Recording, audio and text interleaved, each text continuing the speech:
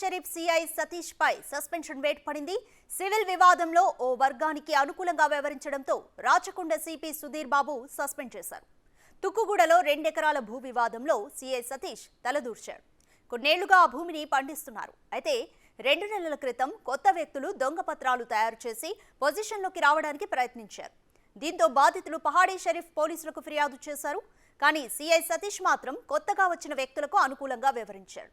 కొత్తగా వచ్చిన వ్యక్తులు ప్రహారీ గోడను కూల్చివేస్తే వారికి సపోర్ట్ చేశాడు. దీంతో బాధితులు రాచకొండ సిపికి ఫిర్యాదు చేశారు.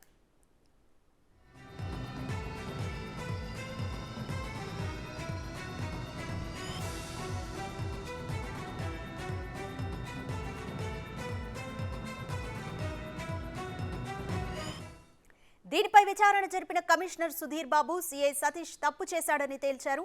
ఆ తర్వాత సిఐని సస్పెండ్ చేస్తూ ఉత్తర్వులు జారీ చేశారు.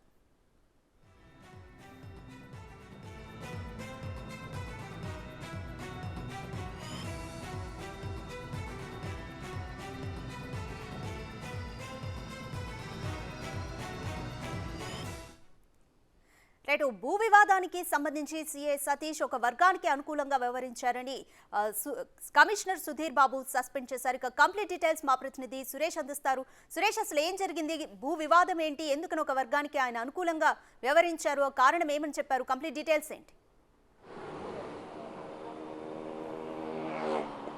పాడి షరీఫ్ లిమిట్స్లో 2 ఎకరాల భూ వివాదంలోనే సిఐ సతీష్ని కమిషనర్ సస్పెండ్ చేయడం జరిగింది. అయితే పద్మ నరసింహ అనే ఇద్దరి మధ్య కూడా గత కొద్ది రోజులుగా ఈ భూ వివాదం నడుస్తుంది. 2 ఎకరాలకు సంబంధించి నరసింహ ఆల్రెడీ పొజిషన్లో ఉన్నాడు. అతను చుట్టూ ల్యాండ్ చుట్టూ ప్రహరీ గోడ కట్టి అందులో ఒక రూమ్ కూడా నిర్మించుకొని పొజిషన్లో ఉంటున్నాడు. కానీ పద్మకు సంబంధించిన కొంతమంది వ్యక్తులు సడన్గా అక్కడికి వచ్చి ఈ భూమి మాది అని చెప్పేసి వాళ్ళు కొన్ని కాగితాలు తీసుకొచ్చి పోలీస్ స్టేషన్కి రావడం, ఆ తర్వాత పోలీసులకు ఫిర్యాదు చేశారు. ఆ తర్వాత మళ్ళీ ల్యాండ్లోకి వెళ్ళినాక ల్యాండ్ దగ్గర ఘర్షణ వాతావరణం నెలకొంది. ఒకరిపై ఒకరు దాడి చేసుకున్న తరుణంలో సిఐ సతీష్ ఇరు వర్గాలపైన కూడా కేసు నమోదు చేయడం జరిగింది.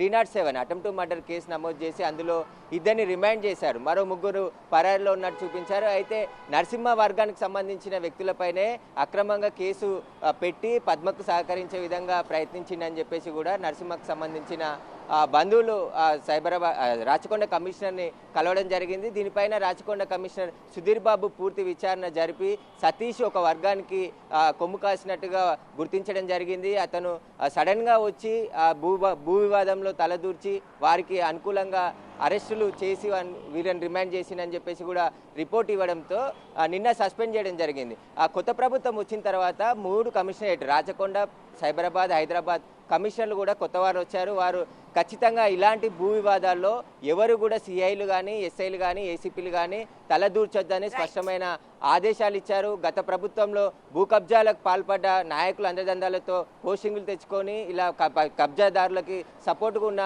సిబ్బందికి వార్నింగ్ బహిరంగంగానే సిపిలు వార్నింగ్ ఇచ్చారు. అయినా కూడా పోలీసులు మారడం లేదు, కఠినంగా చర్యలు ఉంటాయని చెప్పేసి కమిషనర్లు చెప్పారు. అందులో భాగంగానే సతీష్ని సస్పెండ్ చేశారు నిన్న.